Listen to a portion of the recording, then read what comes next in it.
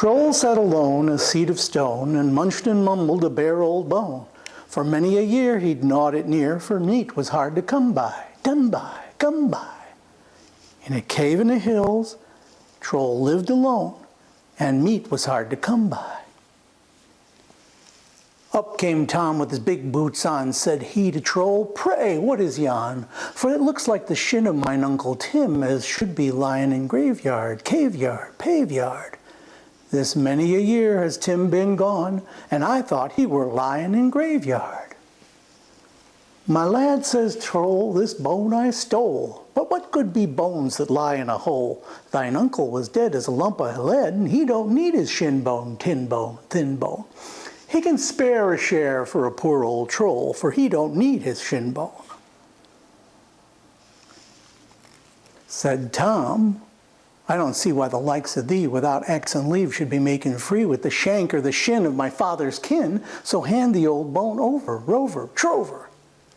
Though dead he be, it belongs to he, so hand the old bone over." "For a couple of pins," says Troll and grins, "I'd eat thee too and gnaw thy shins.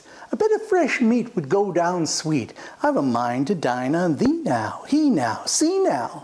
I'm tired of gnawing old bones and skins. I've a mind to dine on thee now."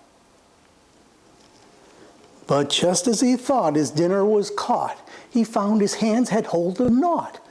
Before he could mind, Tom slipped behind and gave him the boot to warn him, darn him. A bump of the boot on the seat, Tom thought, would be the way to larn him. But harder than stone is the flesh and bone of a troll that sits in the hills alone. As well set your boot to the mountain's root, for the seat of a troll don't feel it, heel it, peel it.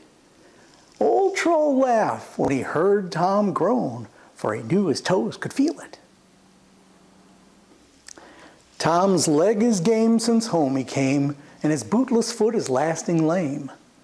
But Troll's still there, and he don't care. With the bone he boned from its owner, boner. Old Troll's seat is still the same, with the bone he boned from his owner.